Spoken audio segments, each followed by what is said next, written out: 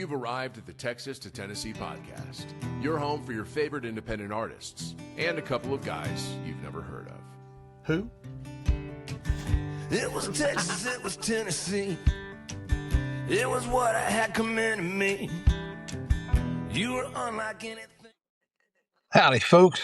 You have arrived at the Texas to Tennessee podcast. Welcome in. Happy New Year. My name's Steve.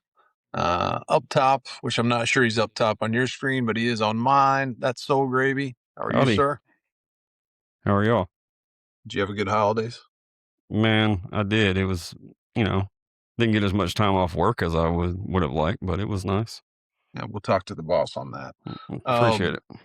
Thanks for joining, everybody. If you're on YouTube or Facebook, we appreciate you. YouTube is the preferred channel. If you want to join the chat, ask questions, there's like a 30% chance that we might actually use your question, but feel free to plug away.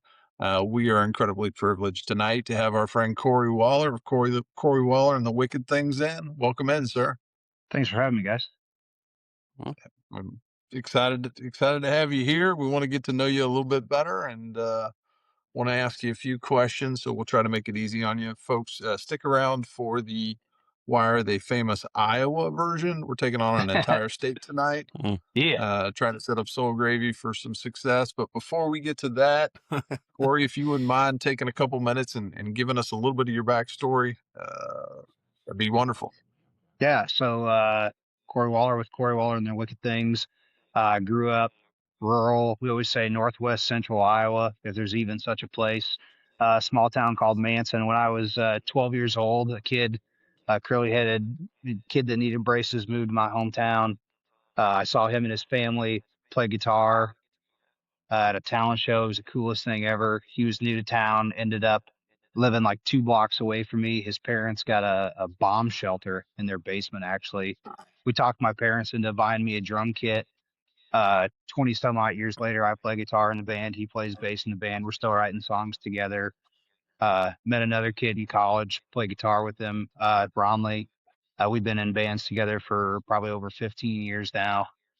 The drummer for our band, I've known, he was in a punk band in an opposite town than us. Met him when we were 13. Just everybody in our band's kind of got that kind of story to them. We all grew up pretty much within like a 40-mile radius of each other and grew up the same way. And when some stuff fell through in COVID, other bands broke up. I was honestly kind of done with music. I thought, you know what, like I have a Saturday to myself now, and I think I'm out on this, boys. And like I was in a different band at the time, and our guitar player Ron sat me down. And he said, "Let's do it one more time, and just find people we want to hang out with."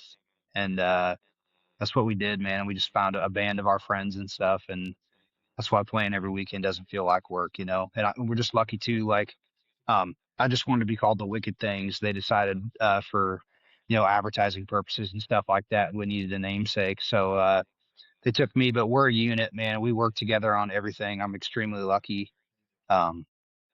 Because I don't have to take on social media myself or booking myself or writing songs myself. I do a lot of it, but not, I have a lot of friends from around here that are just kind of their singular selves in a band, and they get that thrown on them a lot. But I'm just lucky that I have all these people in a band with me. And more importantly than anything, we're all friends. We always say our music is a product of our friendship. And I do believe that to be true. We do, Nice. as far as like the music goes, it's kind of got that, I think, I don't know who coined it originally, like that black dirt feel. It's kind of like red dirt, our Midwest Iowegian feel to red dirt country. I always say it's like, I don't know, no, not knocking any of that, but it's like, I didn't grow up on red dirt roads. Like I grew up on gravel roads and, with black dirt fields and stuff. I know what the things in my surrounding look like. And so that's what we try to write songs about, is just the stuff that we saw and the people and the places that we grew up on. So Fantastic. That was a great intro. Folks, make sure you stick around at minimum to halftime because we're going to play one of Cory's songs from the most recent EP that came out in October. You're going to want to hear it. Soul Gravy, this is the section of the show, a lot of folks' favorite, where we get to quiz you on famous folks from Cory's hometown. We're not, I mean, this may be to your benefit. We're not actually going to use his hometown. We're going to use the entire state. The So entire I state. think you're set up for Okay. success. All right. So I'm going to wish you good luck. You can feel free to rapid fire these if you know them right out of the gate. Okay. Famous folks from the state of Iowa. Cory is our first guest after 180 some episodes from the state of Iowa. So we're super excited about that. Way to represent. Yeah. All right. Soul Gravy, are you ready? Mm-hmm. All right. First up, we're going in alphabetical order, so that should help, I think. Okay. Tom Arnold. Yeah, I'm familiar with Tom Arnold. If we're talking about the comedian actor, Absolutely. Roseanne's husband, well, passed at one point, whatever. Yeah, Jude's, please keep score because that's 1 for 1 for Soul Gravy. Okay. All right. Next up, again, I feel like this is in your wheelhouse. Harrison Barnes. Harrison Barnes is a basketball player. Yes. Yeah. Think for the Mavericks right now. I can't remember. Yeah, he's played on a few different teams. Mhm. I know there were plenty of people. Pretty sure his mom worked at Iowa State. Well, there were a bunch of folks that were upset that he left college to go to UNC. But And he always has great games against the Memphis Grizzlies. Like incredibly there's these smooth certain player. players that like come out of nowhere and kick our ass, and he's one of them for some reason. He just dislikes Bears. I don't know what the deal is. Shout out to Harrison. All right, this one's a little bit of a throwback, but I feel like it's probably in your wheelhouse. His name's Steve Bartkowski. I'm not sure if I know who that is or not. I probably need to look at a picture on that one, but we can move on. That might give it away. Yeah. I just want to know if I know it or not, but I'll take that as a loss. Okay, well, he was a really good quarterback. Played for the Falcons, and I think he played for the Houston Oilers. So Okay, that was probably a little bit before your time. I'm looking at the first picture was the Falcons, and I'm not familiar. Fair enough. We're gonna go to another quarterback. I feel highly confident you'll get this one. His name's Joe Burrow. Yeah, I'm familiar with with Joe Burrow. Yeah, he's pretty good, I think. Right. That's the real Iowegian claim to fame, right? And somebody else that like grew up in Ohio that just happened to be born in the state at the time. Yeah. Right. It's beautiful. Yep. Here's another one that probably gets confused and claimed by another state, but he was actually born in Iowa. His name is Johnny Carson. Okay. Yeah, I'm familiar with the late night talk show host. Man, there's some great old clips if you like to laugh. I guess it depends on how old you are, but there's some good stuff. I remember the Tom Life videos from when I was a kid that, always trying to get you to buy the complete whatever of Johnny Carson. Got some extra time on your hands. Mm-hmm. Yeah, there's a few in there. Nebraska likes to claim him, but Johnny's born in Iowa. Caitlin Clark. Yeah, I'm familiar with Caitlin Clark. She's pretty good at playing basketball. So yeah. If only she could hit 3-point shots, right? Right, for sure. Yeah. She's fun to watch. Buffalo Bill Cody. I feel like the hint is in the name. I mean, I know that he was a cowboy western figure, but I'm not sure. I know didn't he have like a Wild West show? Yeah, I think so. Okay. Yeah, that seems fair. All right. Some of these are going to be a little bit more difficult, but I've got faith in you. Nick Collison. Nick Collison was a basketball player too. I just can't remember. Retired, yeah. Okay. One of those early Oklahoma City teams for sure. Mm-hmm. All right. Roger Craig. Roger Craig was a quarterback. Close. No. He was a running back for the 49ers. Sorry. He was pretty solid. He was on Techno. He was on my first Nintendo video game. He was on Techno Bowl. Oh yeah.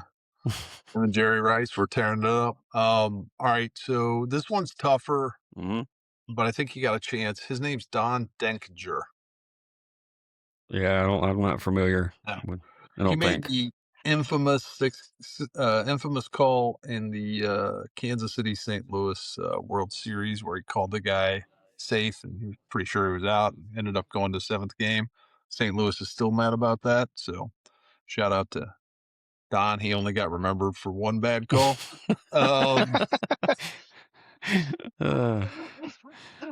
Morgan Earp, EARP. Is that Wyatt Earp's brother? Yes, it is. Okay. I think he had a couple I'm sure brothers. he's known for more things than just being Wyatt's brother, but you know. That's how these things work. Mamie Eisenhower. The hint is in the last name. I'm assuming is she married to Dwight? Yep, for sure. Okay, cool. Maybe one of the best known. All right, well, I can't give this away beforehand, but the gentleman's name is Bob Feller.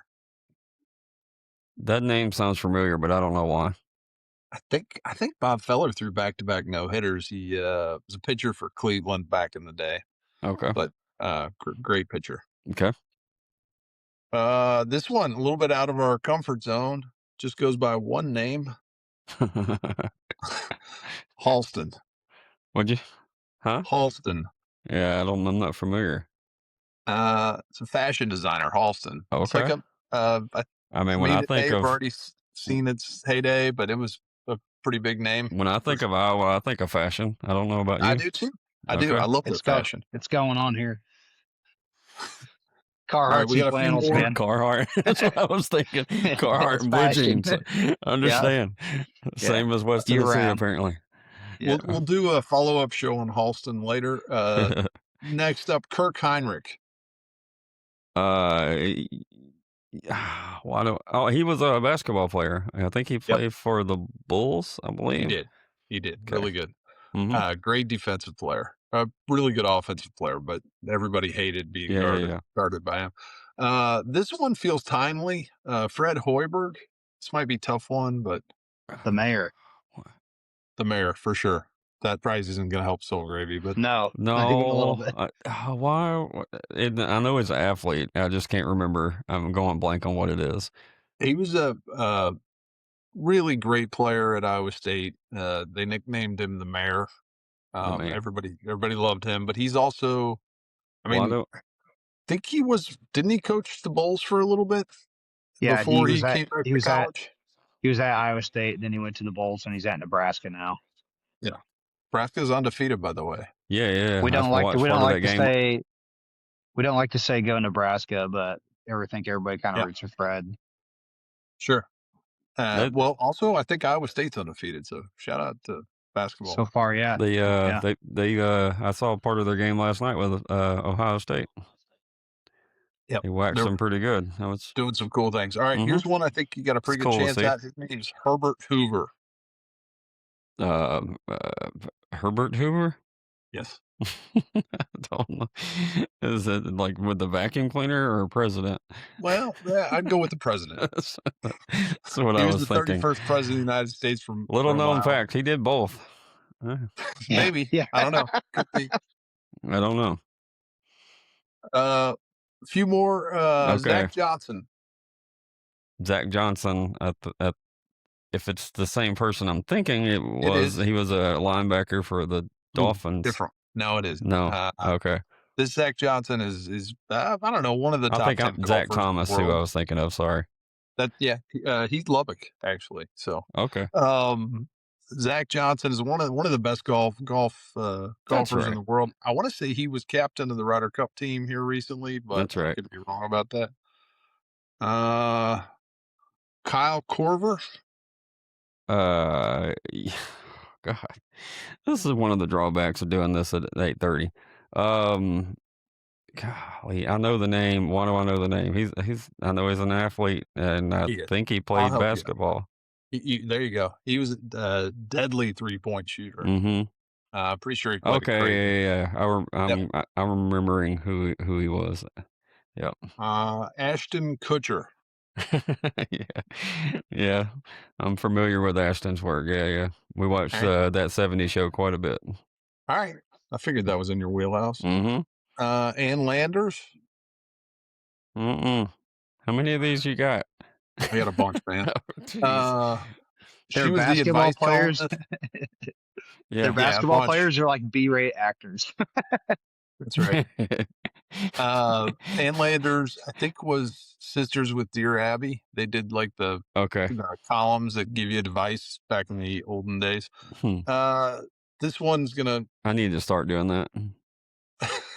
the Ringling Brothers. This ties back to one of our shows.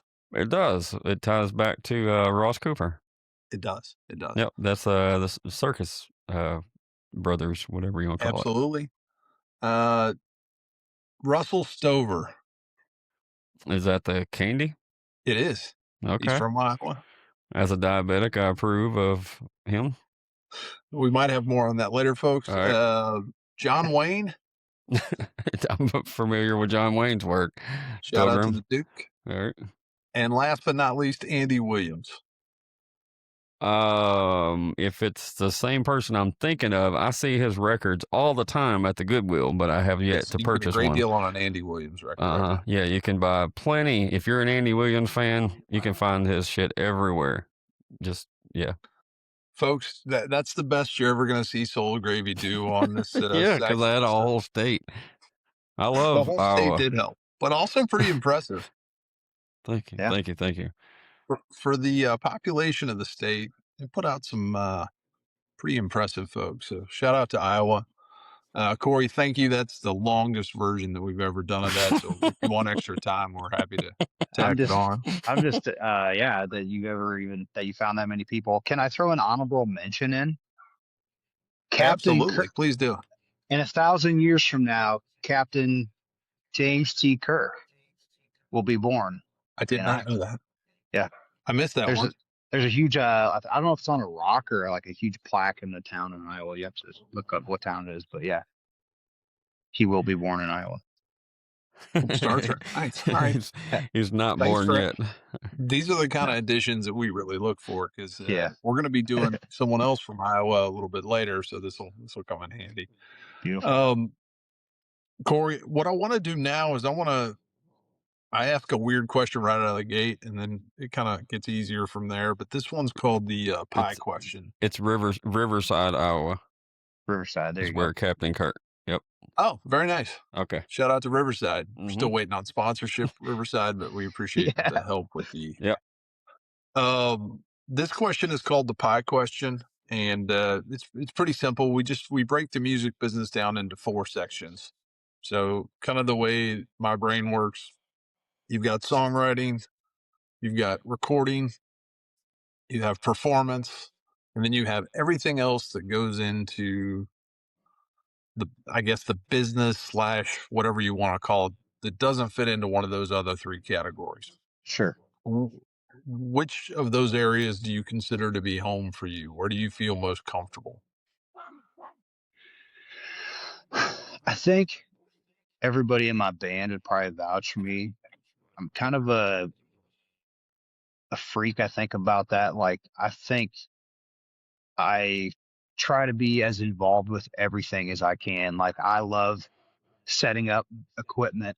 I love hanging out with my friends. I like plugging all the stuff in and just hitting the A chord on stage and hearing it come through the PA. Like, I love dealing with booking stuff. I love dealing with people, venues. Like, I'll call guys in my band and be like, man, like, I need an email to come in right now. Like, I need to just talk to somebody about doing music business, I think that switch really flipped for me a couple of years ago, where I used to spend a lot of time thinking about I'm a musician, I want to be in a band, and the business just takes care of itself, to where in the last like 4 years, I think we as a band have been a lot more like business forward, and the music is still super important. I love playing live. Like, I remember the exact same second that I fell in love with playing music live. Like, I still hold on to that memory. But I've also found the love of like making sure the van gets the oil changed on time, and like making sure the trailer gets loaded right today so we can get unloaded correctly tomorrow. Like, I geek out on all that stuff.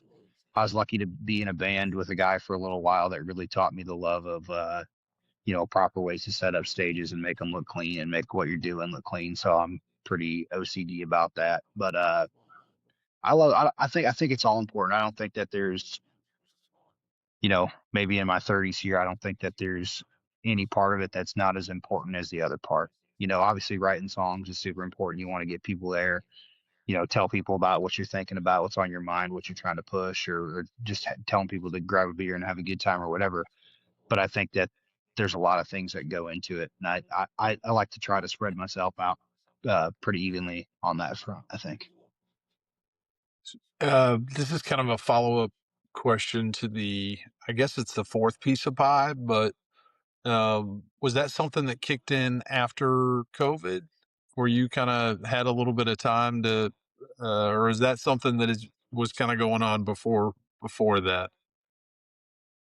I think it was just a kind of a thing that came due. I think in life was realizing like, um, you know, for a long time is like we just go out and play music and get drunk, and like if we booked a show somewhere down the road, like that was great, and if we didn't, like we'll get them next time, and like I think what came with age was the fact is like you're growing or you're dying, and it's like, okay, so if we really want to like make a go at this, like we got to be focused in these other areas other than just getting up and trying to be rock stars. Like we got to be professionals and business oriented and make good decisions and worry about our transportation and stuff like that. And if anybody's looking for a reason to try to live that way, like trust me, it gets easier, rather than just trying to throw your stuff in a trailer when you're hungover and whatever. But I just have really found a love for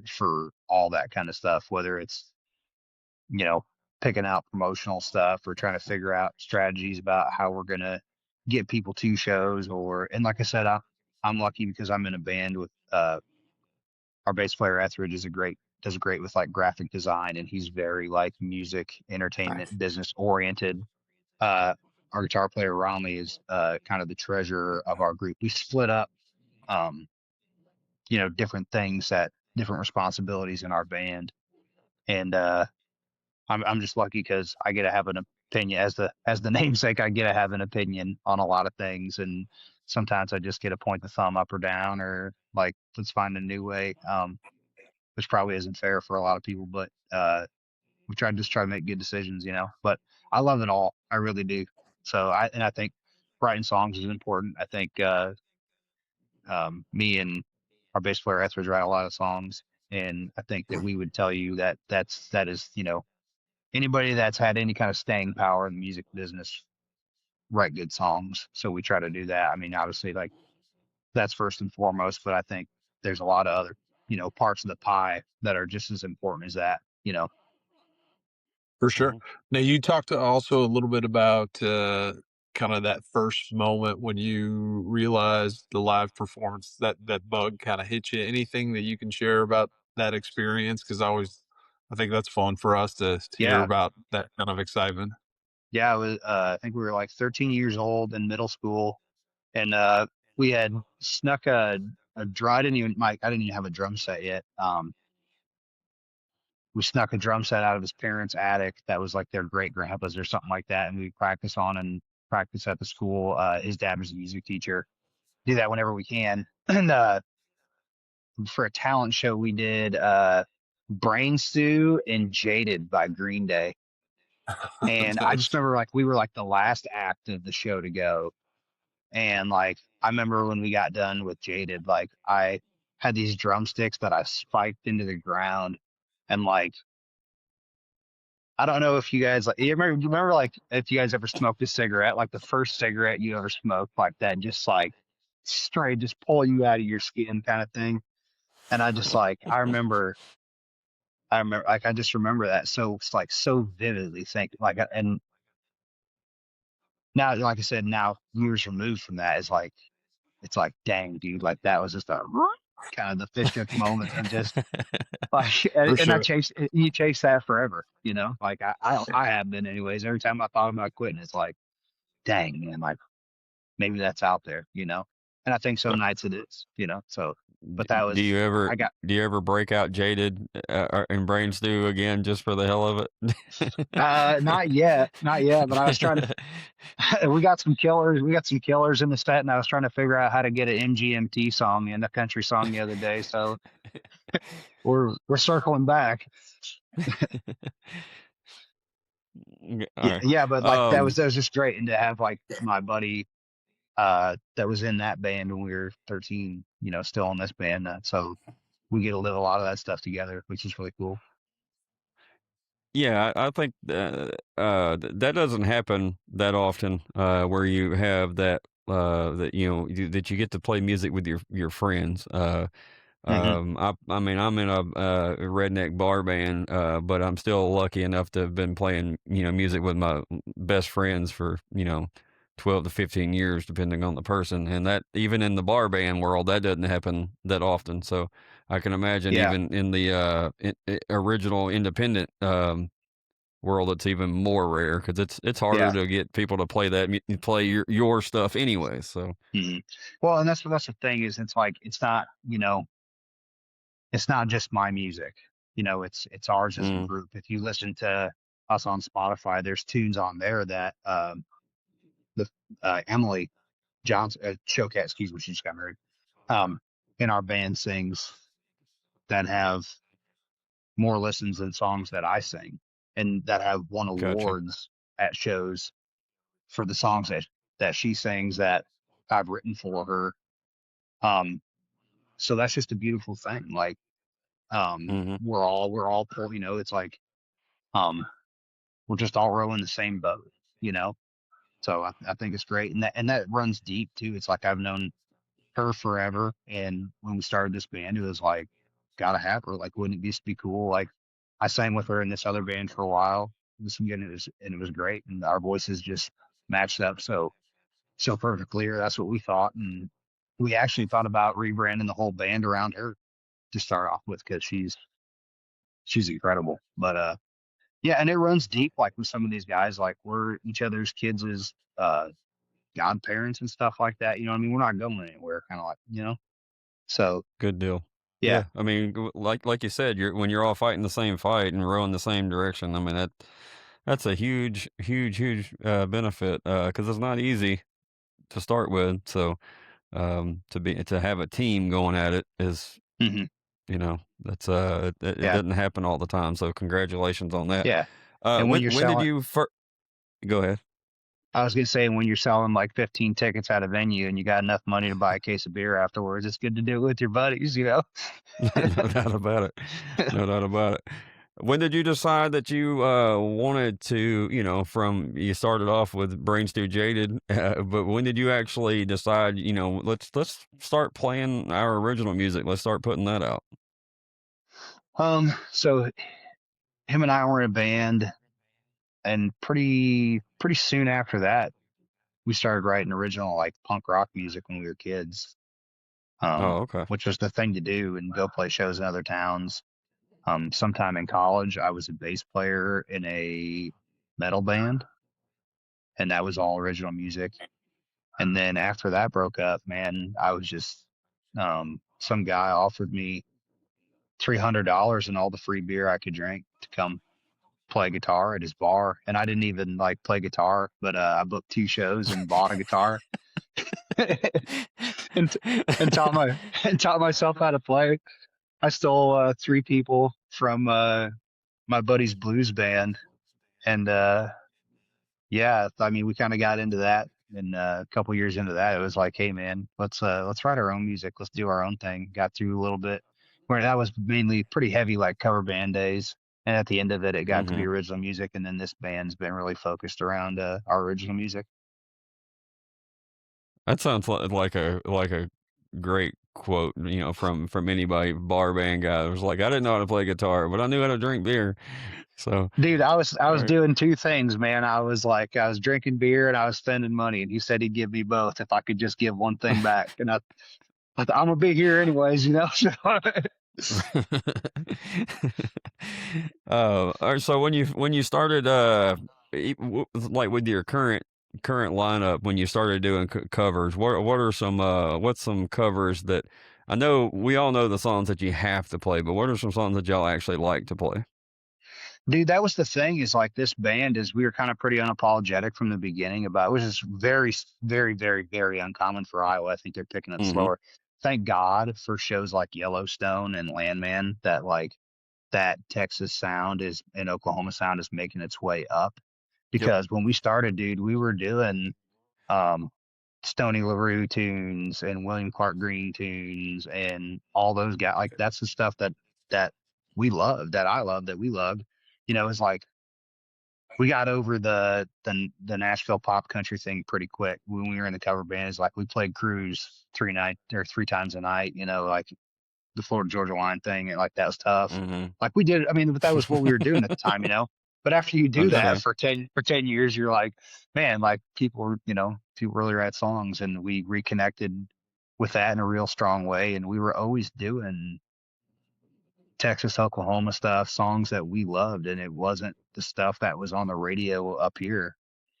Mm-hmm. And slowly, like I remember we were we were at this gig and we were trying to get a show opening for Randy Houser, and the guy came that was going to watch us and say like whether we were going to do it or not, and he didn't know about like red dirt style country, and he was just like, I don't think this is country, but I don't think it's not, and I think that we're gonna give you a shot.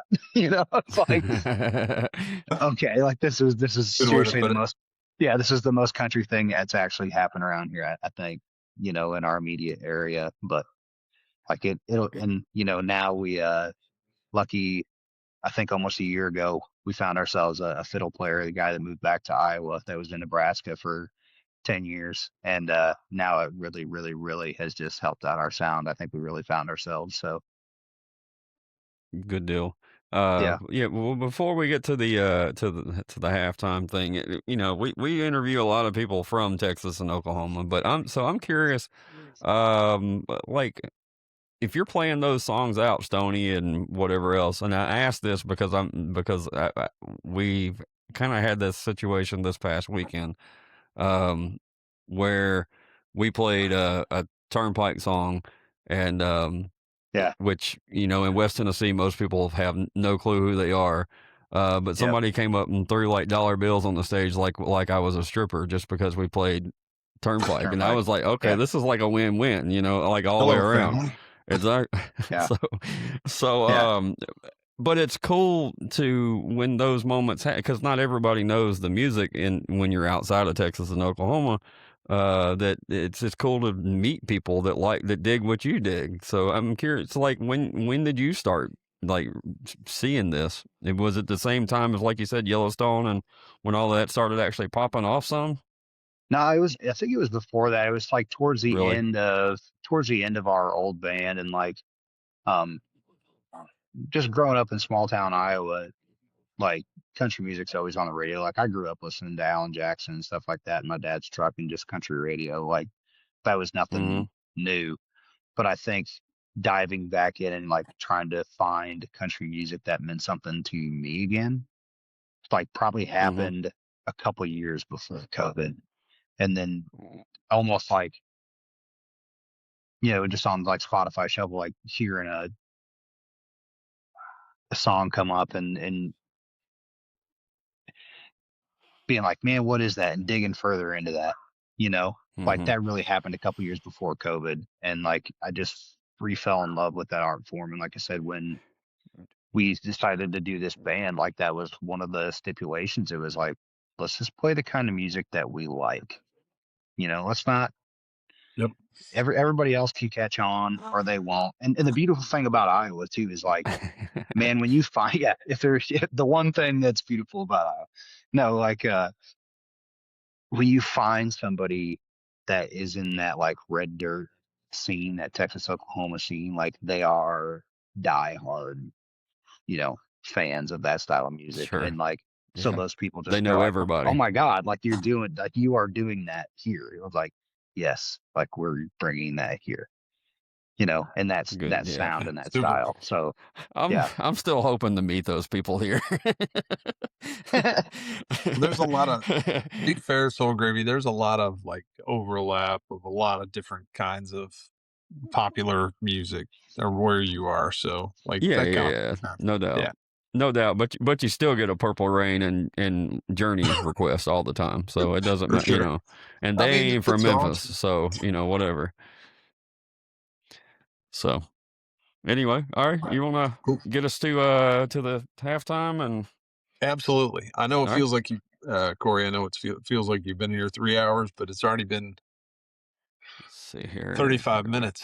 So It's all good. we are going to let you intro the song Die Trying. This was the last song on your EP. If you could tell us a little bit about it, and then we'll go quiet so we can give Soul Gravy a good cut of this. And there you go. Yeah, this song's called Die Trying. It's the last song off our EP Golden Buckle.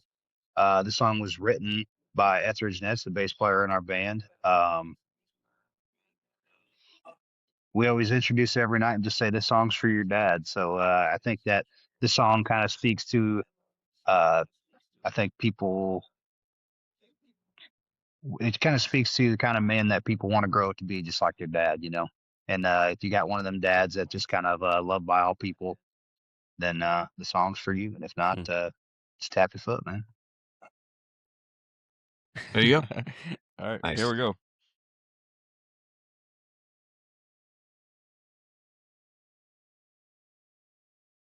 Mama says stop acting stupid, but Daddy said, baby, I ain't acting. I could always pull the gooseneck, but I don't need some help. But back in, he was the mayor of the town in every way but the pay and the title. Every enemy his friend, and every friend was his disciple. So what's left of my good name, or what would I do without my daddy's sweet refrain? Don't come home until you're proud. He's perfectly insane, but in the rough there is a diamond.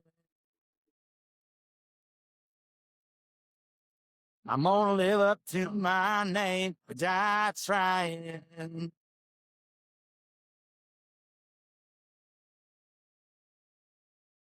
Tucked his jeans into his boots. He's always fixing to get into some shit.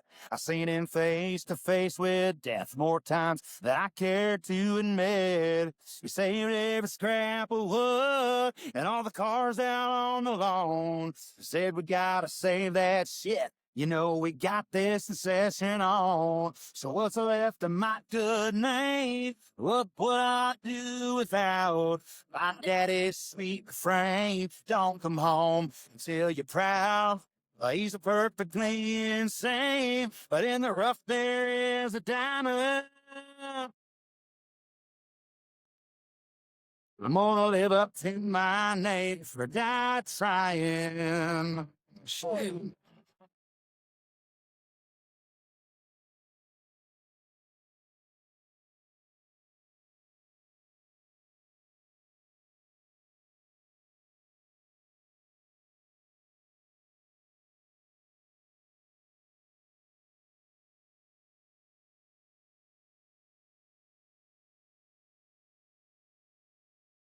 I see my dad out on his land and all the things he's built.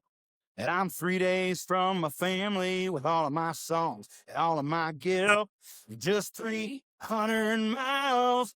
I don't think I can. I'm gonna live up to my name, get my ass back in the van. So what's left of my good name? What would I do without my daddy's sweet refrain? Don't come home until you're proud. Well, he's only 5'8", but he'll always be a giant.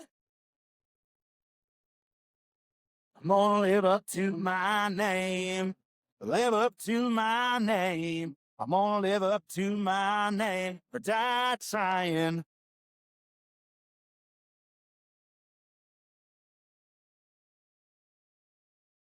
Yeah, man. Good stuff. Thanks, man. I liked it a lot. When I was listening to that, I guess, what was it yesterday when you sent me that? It was what was it? I think it's where he says 300 miles, I believe, where the Yeah. little stab. Like Yeah. that's the little cool cool ad. Interesting. Dig that. Yeah. All Yeah, right. dude. We all the stuff that we do has been self-produced, which has been really Okay. fun for us. Like going, I think we're all pretty avid music listeners. And I remember a specific moment. It's probably like 3 years ago. We got the opportunity to open up for Whitey Morgan, and we got our He does asses a lot of that. handed to us that night. I mean, it was, I stood out there just like, I was like, we're going to take this back to the garage, boys, because we suck, and like that whole night just changed the way that we started writing music and playing music and doing music in the studio. Because it's like trying to create moments inside of the things that you're doing out, before it just felt like we were all just holding chords, like strumming along. And it's like, Mhm. nah, we got to do more. It's got to be more than just that. It's got to be the whole performance. So we really took what we were doing, tore it apart, and kind of put it back together and make sure when we're in the studio, we get a lot of moments in there. So So yeah, well, Whitey on Spotify and Whitey on at a show is two yeah, totally different things. For yeah, sure. If anybody's never experienced that show, if you love the outlaw country stuff, you gotta see. It's really very very 100%. underrated. I have But never felt more Talbot, like I've just never felt I more like incapable as a musician. Like I thought, it's like, we go into this thing like, yeah, we're pretty good. Like as soon as that band's fired off, dude, I stood there for 90 minutes and it was actually really cool. It was like at a golf course in Iowa. He got brought in by a trucking company, private party. I mean, dudes, Oh, nice. there was like 70 people there watching him, maybe. Oh, And I just stood there in the dark and just like, I was like, man, like we're so far off. Like it's like this ain't even right, It he was, makes everybody feel that way. yeah, Well, to be fair, he's got a pretty good ear of picking pros at their positions too. So yeah, uh, they're all they're all pretty good at their jobs. yeah. They're And not bad. talk about when I was listening to that too, a show with Cory and oh God, I just went Low Water Bridge band would be that'd be a pretty good neck and neck Oh show yeah. right there. Yes. Yeah. So I got and maybe this isn't fair, but I got Low Water Bridge and Rye Davis had a baby. Like that's Okay. the for I mean just in terms of like comps. That does take me to the question: what do you get from folks at shows? Who do they?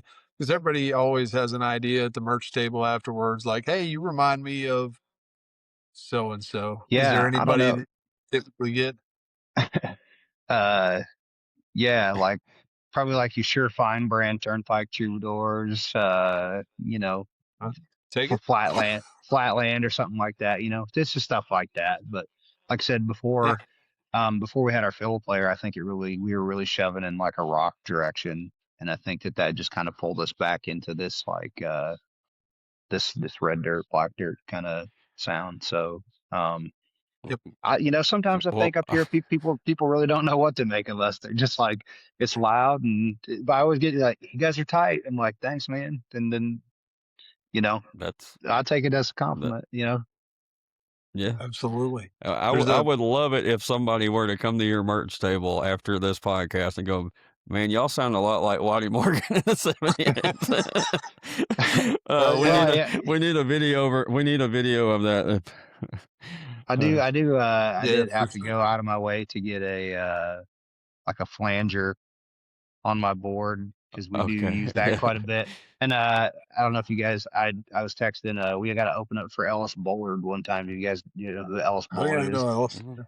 Yep. He's the old dude. But I was like, and he used this one all the time. And I was like, hey, Ellis, like, what are you using, man?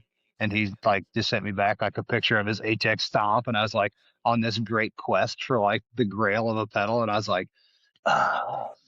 But I went out and bought one anyways. But There you yeah, go. There you go. yeah, yeah. Folks, stay tuned in because at the end of this month, Soul Gravy's going to be sitting down with Ellis Bullard, so No shit. that'll be Cool. fun time. Awesome. Yeah. Yep. That's We're friends. I mean, he's friends of the program, so yeah.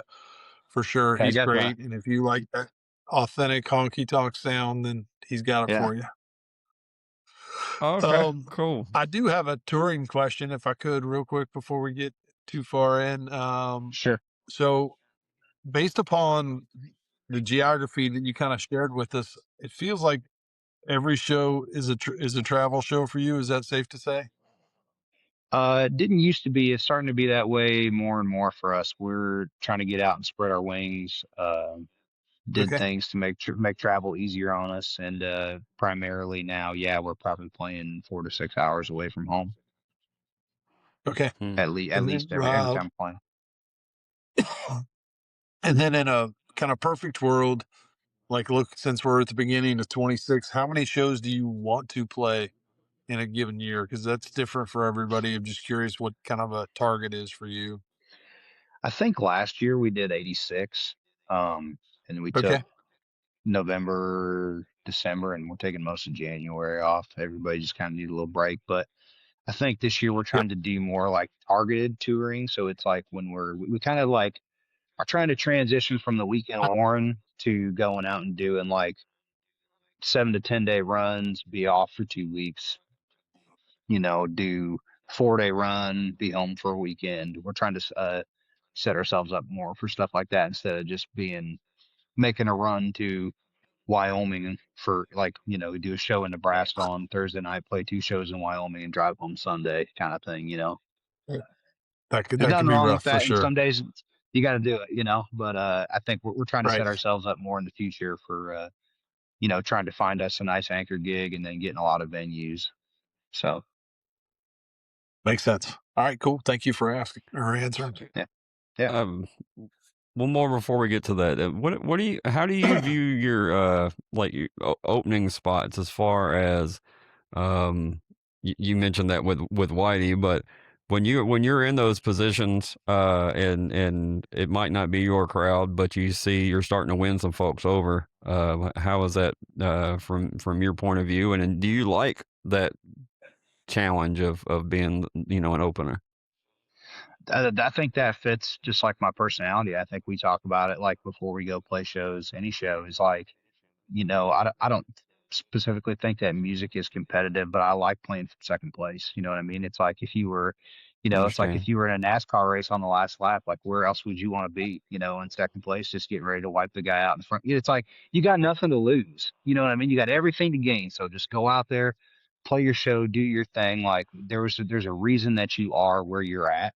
So you're already on the bill of the show. You're already opening up. Like, you know, I'm not gonna like throw my guitar behind my head and try to do a solo. Like that's not what got me here. Like I like hear some people say like, man, I'm just worried, if my music's good enough. It's like, yeah, I get that, but it's like, you know, I just try to remind myself that we've done the work in enough, in enough areas that it's like, let's just go out there and put on the show that we put on and try to leave it all. I was just, and I tell the guys too, is like, let's be tired. If we get 90 minutes or 45 minutes, like let's be as tired as we're going to be all night in 90 minutes or 45 minutes. Let's just go out there and do the damn thing and not wish that we could have done something more about it.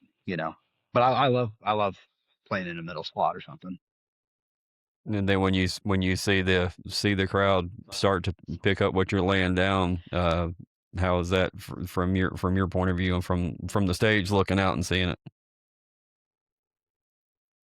It makes the whole thing come together. It really does, like all the work that you're doing to get the show booked, to get people in the venue, to get your music out in front of people, because we're pretty unapologetic about that too at a lot of these shows. If we're playing a 90-minute set, we might throw in like two covers that just tie stuff together a little bit. So we're pushing, whether it's the place for it or not, we're pushing our music, our original music. So to see people get won over by that, it's like that's what we're doing here. That's how we want to stay here. Is I'm not gonna get famous trying to be Evan Felker all night. Like that's not gonna happen for me. I don't think that I'm trying to get famous at all, but I think what I'm trying to say. I see Hmm. so many people, trying to be somebody else, and I'm not trying to be somebody else, and I don't think anybody else in our band is either. Um, But when you start winning people kudos over in the to crowd, y'all. I mean, it's a hard thing to do to anybody that's doing their original music like that. And when you have to force feed it, man, that is a tough spot. But I would imagine that when someone is connecting with it, the reward back is yeah, tremendous. yeah, and it all stems back to like write good songs, put together, Hmm. make sure the instrumentation is right, make sure that things that you're doing on stage and your recordings are interesting and stuff like that. And I think we put a concerted effort into a lot of those things, and some nights it goes over really good, and some nights people want to hear "Fishing in the Dark" again. You can't win them all, Yeah. But we Yeah. just Yeah. we burn people out on our original shit, or we try, So It's awesome. So folks, when you see independent guys like Cory and anybody else, and they're playing their originals, give them a chance, give them a listen, meet them at the merch table, talk to them, shake a hand, follow their socials, buy some merch to help them get back from Nebraska on Sunday afternoon or whatever. I mean that's part of the game, but a lot of people don't really understand how that works. But you're literally putting gas in tanks. So yeah, absolutely. Also, shout out to I don't know what the gas prices have been around where you live, but they're exceptionally cheap right now. So we're doing all right. We're doing all right. I saw. Yeah, we're doing all right. 204 at the Sam's Club this morning. So yeah, 189 in Oklahoma earlier today. So, no, all right. Well, you guys got it better. You got it better than we got it, but a little bit. But well, yeah, it was noticed. We'll it's take funny how that hit here, during most of the bands are at home. Yeah. Right. Yeah, no doubt. Yeah. All right. Well, if I didn't think about that part of it. When everybody's off for the winter or off for Christmas, the prices are the cheapest. Right. Yeah. I didn't think about the diesel prices for the bus prices, but anyway.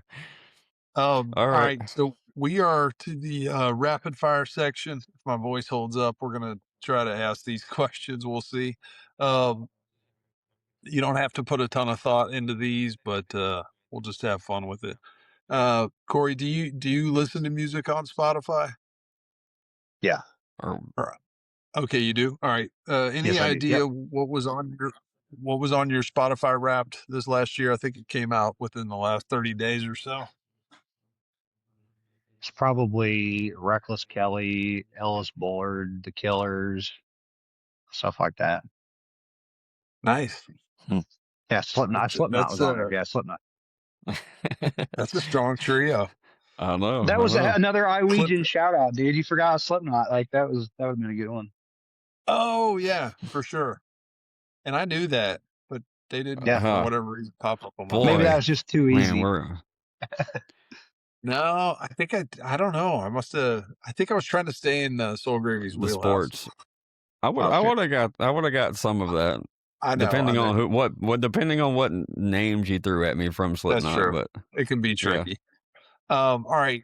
This one's a new one. We haven't asked this at least in a while. What's your favorite chord?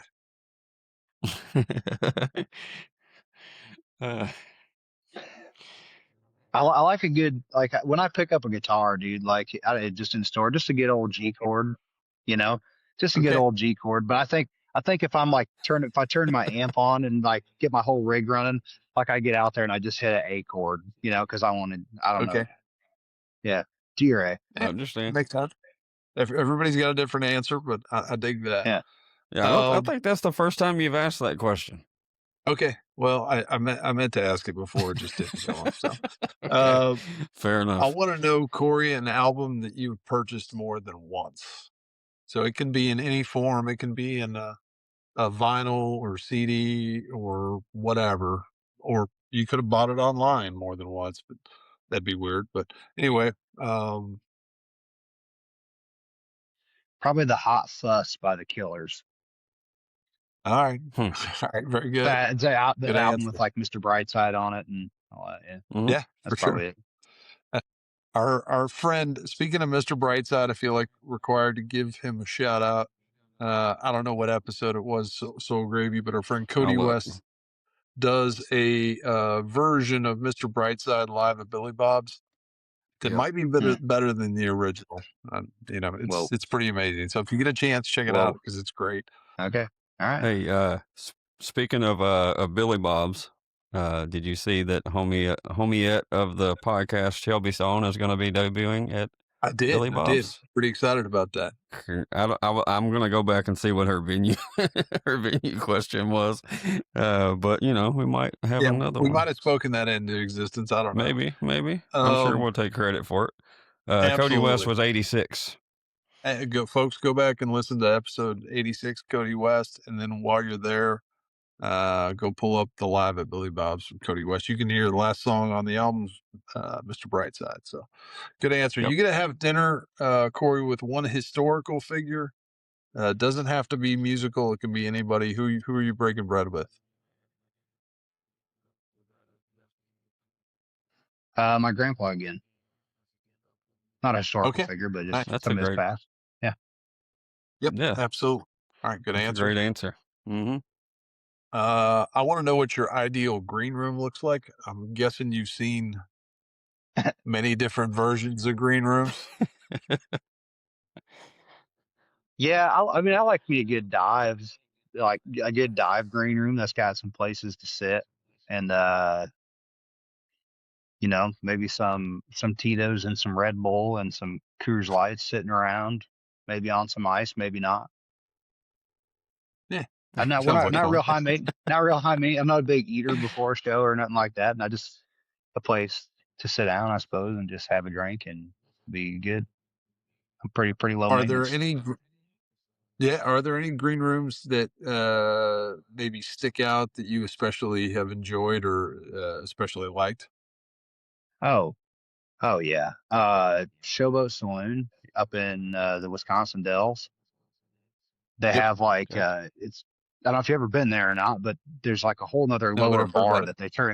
that they turn into a green room, and there's like a tattoo shop next door where you can go get tattoos. And then you can walk through there to their sister bar. And the hospitality is second to none. That was awesome. That's where we opened for Alice, so that was awesome. Sounds like Disneyland. Yeah, dude, it was that's like, yeah, when you're just us sitting there, you're like, man, we don't deserve none of this, but they give it to you anyway, so it's free, right? Take it. Yeah. Well, we had there's somebody probably some other ones. comment. We had somebody comment that he truthfully he likes Smirnoff Ice in his green room. Yeah, I was trying to Colin tell you be what. surprised with. Okay, yeah. Him and Colin and his wife, they iced our whole van a couple months ago, and we just keep finding them. Yeah, but I just tried to get sick about it, and I just started buying them and drinking them. Just you know, it's like I kind of actually started liking them a little bit. Hey, you like what you like, man. I'm not gonna get in the way. Whatever. It didn't start that way. Yep. It's just how it ended, you know. Yeah. For sure. I want to know the first concert that you went to, and then the first concert that you paid to go see.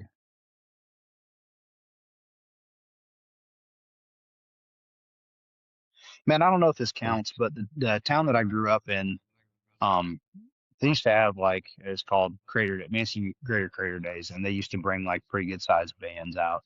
And I don't know why, but it's like the first band that I ever remember seeing where like speakers thumped and like the subs were hitting my chest. Like I think it was like a Skinner tribute band or something like that, or it was like so it was something like that. You know what I mean? Like it was some kind of that's the first show that I remember being at. First show I ever like paid to see. I was probably like Taking Back Sunday, Under Oath, and I can't remember who the Envy Core or like Poison the Well or something like that. Nice. When I was like in high school. Yeah. We haven't had that answer before, so we'll take it. Yeah. Exactly. Yeah. All over the place. All right. Last question I have for you is I want a bucket list venue inside the state of Iowa that you haven't played yet, and then a bucket list venue outside the state of Iowa. I'm not sure that. I think Stir Cove is in Iowa, like northeast Iowa. It's like a barn Okay.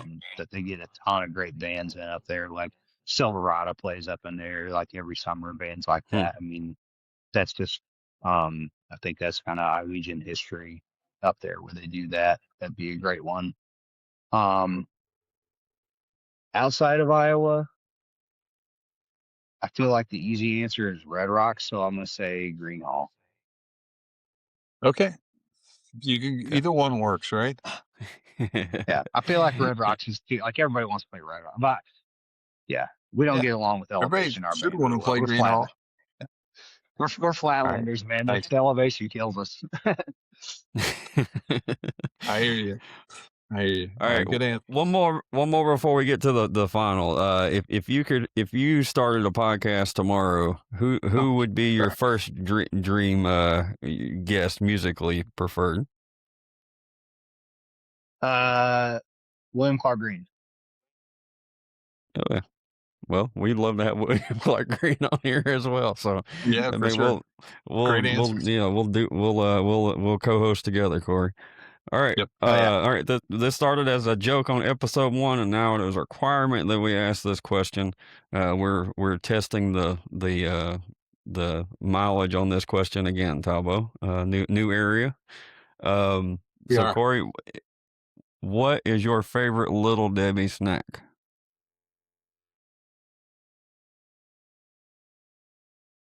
Well, okay. This one's for the boys in the band. I Okay. don't partake. I try not to partake in the Little Debbie snacks. Not that my figure shows it, but when October rolled around and they rolled the Christmas tree cakes out in the gas stations, there was a couple boxes then floating around the van. So I'll just for the rest of the van, I'll say the Christmas tree cakes. Taking one for the team there. I appreciate it. Head that. Yep. Hey, Well, can't go wrong there. All right. Well, if like we said earlier, if y'all don't follow Cory on all this, make sure you follow him on all the socials. Make sure wherever you stream your music, make sure you go give them a follow over there. So whenever they release new music, it'll actually tell you about it. And again, all those the follows, the streams, all those numbers help independent guys get the gigs and get the thing, get to the places they want to get to. So all that stuff matters. So hit that follow button also as you're listening to the music. So Awesome. well, Cory, thank you very much for taking time to hang out with us tonight. We really enjoyed it. And we'll see you all tomorrow night, 8 p.m. Wednesday. Come join us. thanks, guys.